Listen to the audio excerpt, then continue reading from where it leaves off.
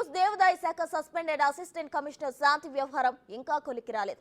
ఆమె మూడో బిడ్డకు తండ్రి ఎవరన్న దానిపై ఏపీ వ్యాప్తంగా జోరుగా చర్చ నడుస్తోంది.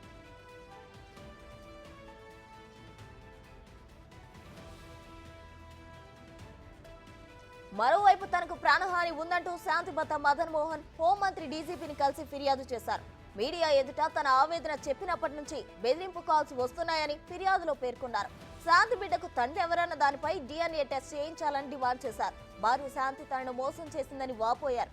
ఫిర్యాదుపై స్పందించిన హోంమంత్రి అనిత వివరాలు పరిశీలించి చట్ట ప్రకారం చర్యలు తీసుకుంటామని హామీ ఇచ్చారు.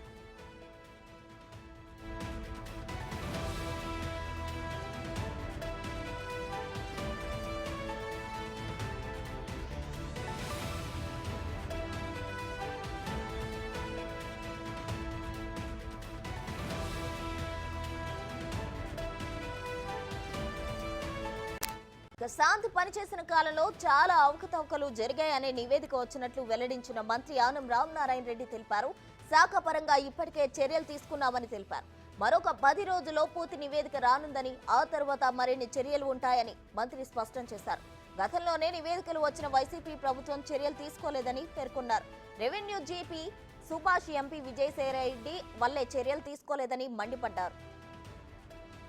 మా అసిస్టెంట్ కమిషనర్ శాంతి గారు ఆమె వ్యక్తిగత జీవితం మీద వచ్చినటువంటి ఆరోపణలతో మాకు ఆ వివాదాస్పదమైన సంఘటనతో దేవాదాయ శాఖకు ఏ సంబంధం లేదు.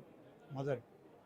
రెండవది, ఆమె చేసిన అవకతవకలు, అవినీతి, దోపిడీ, ఆ దోపిడీకి మద్దతు పలికినటువంటి వ్యక్తుల యొక్క ప్రమేయం, ఇవన్నీ కూడా ఎంక్వైరీ చేశాం.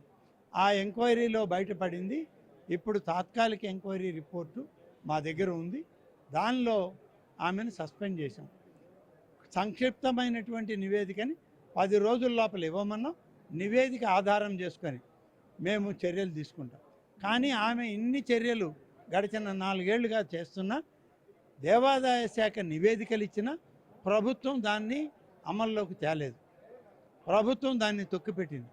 దీనికి కారణం అక్కడ పార్లమెంటు మెంబర్గా ఉన్నటువంటి అవినీతి, భూ కుంభకోణాల్లో కూరుకుపోయిన, అరాచక పరిపాలన సృష్టించిన రాజ్యసభ సభ్యుడు, వైసీపీ నాయకుడైన ట్విట్టర్ తాత విజయసాయిరెడ్డి. అలాగే రెండవది, పార్లమెంట్ మన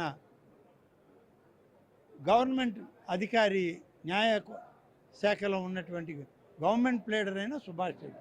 వీళ్ళిద్దరి ప్రమేయంతో దేవాదాయ శాఖలో చర్యలు చేపట్ల. ఇవాళ మేము వచ్చి అవి వెలికి తీసి సస్పెండ్ చేసాం. పూర్తి నివేదిక మరొక 10 రోజుల్లో ఆమె ప్రాంతానికి సంబంధించి వస్తుంది. దాని మీద ఏ రకమైన చర్యలు తీసుకోవాలో ముఖ్యమంత్రికి నివేదించడం జరుగుతుంది. దేవాదాయ శాఖ సస్పెండెడ్ అసిస్టెంట్ కమిషనర్ శాంతి వ్యవహారం ఇంకా కొలికి రాలేదు. మూడో బిడ్డకు తండ్రి ఎవరన్న దానిపై ఏపీ వ్యాప్తంగా జోరుగా చర్చ నడుస్తుంది. ఇక దీనికి సంబంధించి అప్డేట్స్ మా ప్రతినిధి శివ అందిస్తారు. శివ, చెప్పండి. అయితే ఆమె అధికారంలో ఉన్న, అంటే ఆమె ఎప్పుడైతే విధుల్లో ఉందో ఆ సమయంలో చాలా అవకతవకలు జరిగాయని కూడా దానికి సంబంధించిన నివేదికలకు సంబంధించి పరిశీలిస్తాము అంటూ ప్రస్తుత ప్రభుత్వ అధికారులు చెప్తున్నారు. దీనికి సంబంధించిన ఓవరాల్ డీటెయిల్స్ ఏంటి శివ?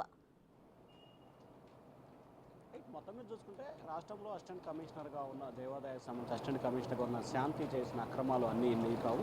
విజయవాడ, విశాఖపట్నం కేంద్రంగా కూడా ఆయన దేవాదాయ శాఖకు సంబంధించిన భూముల విషయంలో అక్రమాలకు పాల్పడటం అధికార పార్టీ నేత, అంటే అప్పటి అధికార పార్టీ నేతలకి అంటే చాలా కారు చౌక దారాదత్తం చేయడం, అనేక అంశాలకు సంబంధించి కూడా ఆ వివాదాలకి కేంద్రమైన పరిస్థితి కనిపిస్తుంది.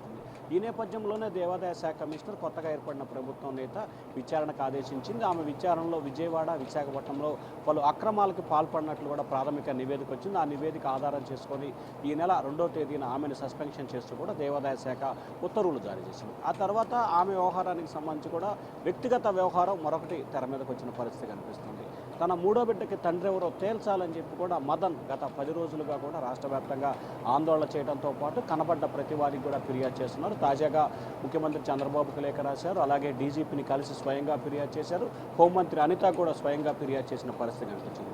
మూడో బిడ్డకు తండ్రి ఎవరో తేల్చాలని చెప్పి కూడా ఆయన మీడియా ముందుకు వచ్చి ఆరోపణ చేస్తూ ఉన్నారు. దీనికి సంబంధించి శాంతి కూడా తాను సుభాష్తోనే ఉన్నాను, సుభాషే ఆ బిడ్డకి తండ్రి అని చెప్పి ఆమె చెప్తా ఉన్నారు. కానీ గత కొన్ని రోజులుగా తామిద్దరం కలిసి ఉండట్లేదని చెప్పి మరో రకమైన ఆసక్తికరమైన అంశాన్ని అయితే ఆమె తెరలేపారు.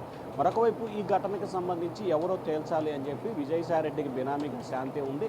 ఆయన ఆస్తులకు సంబంధించి పూర్తి స్థాయిలో బినామీగా ఉన్న నేపథ్యంలోనే విజయసాయిరెడ్డికి మగపిల్లలు లేరు, మగబిడ్డని కనివ్వమని చెప్పి శాంతిని కోరినట్లు తనకు ఆమె చెప్పిందని చెప్పి కూడా ఆయన చేసిన ఆరోపణ ఇప్పుడు పెను దుమారం లేపుతోంది. మరి ఆంధ్రప్రదేశ్ ప్రభుత్వం ఈ ఘటనకు సంబంధించి ఏ రకంగా ముందుకు వెళ్ళబోతుంది అనే ఆసక్తికరమైన పరిణామం అయితే చోటు చేసుకుంది. ఉద్యోగ శాఖ అంటే ఉద్యోగానికి సంబంధించిన దానికి సంబంధించి ఇప్పటికే ఆమె సస్పెన్షన్కి గురైంది. మరొక వైపు ఆమె చేసిన అక్రమాలకు సంబంధించి పూర్తి స్థాయిలో విచారణ అయితే కొనసాగుతుందని చెప్పి మంత్రి ఆనం రామనారాయణ కూడా చెప్పారు. మరొక వైపు ఈ అంశానికి సంబంధించి ఏదైతే మూడో బిడ్డ తండ్రి ఎవరనే అంశానికి సంబంధించి కూడా ఇప్పటికే విజయసాయిరెడ్డిపై ఆరోపణల పరంపర కొనసాగుతోంది. ఆయన ట్విట్టర్ వేదికగా కూడా ఖండిస్తూ వస్తున్నారు. మరొక వైపు సుభాష్ మాత్రం ఈ బిడ్డకి తనకు ఎటువంటి సంబంధం లేదని చెప్పి ఆయన మరొక ప్రకటన చేసిన పరిస్థితి. సో ఈ నేపథ్యంలో నిన్న ఏపీ ప్రభుత్వానికి సంబంధించి డీజీపీ హోంమంత్రి కలిసి న్యాయం జరపాలి అని చెప్పి మదన్ కోరిన నేపథ్యంలో ప్రభుత్వం ఈ అంశానికి సంబంధించి ఏ రకంగా ముందుకు వెళ్ళబోతా ఉంది, ఎవరిపై చర్యలు తీసుకుంటుంది, ఎటువంటి స్టెప్ తీసుకోబోతున్న ఉత్కంఠ అయితే ప్రస్తుతం కొనసాగుతూ ఉంది. శివ, అయితే దీనికి సంబంధించి అతనుకు ప్రాణహాని ఉంది. అయితే మదన్ మోహన్ అయితే హోంమంత్రి అనిత దగ్గర కూడా ఏదైతే వినతి పత్రం అందజేయడం జరిగింది. అయితే ఆయనకు ప్రాణహాని ఎవరి వైపు నుంచి ఉందని ఆయన భావిస్తున్నారు? అంటే ప్రధానంగా గత ప్రభుత్వ పెద్దలు ముఖ్యంగా ఎంపీ విజయసాయిరెడ్డి అలాగే ఎవరైతే ప్రభుత్వ న్యాయవాది సుభాష్ రెడ్డి వీరిద్దరి నుంచి తనకు ప్రాణహాని ఉంది. గత 3-4 రోజుల కాలంగా కూడా గుర్తు తెలియని వ్యక్తులు గుర్తు తెలియని నెంబర్ నుంచి తనకు ఫోన్లు చేసి బెదిరింపులకు పాల్పడుతున్నారు. తనకు ప్రాణరక్షణ కల్పించాలి, ఈ ఘటనపై సమగ్రమైన దర్యాప్తు జరపాలి. ఈ 2 అంశాలు, ఒకటి తనకు ప్రాణరక్షణ కల్పించాలి, 2 శాంతి బిడ్డకి తండ్రి ఎవరు అనే తేల్చాల్సిన పరిస్థితి ప్రభుత్వంపై ఉంది.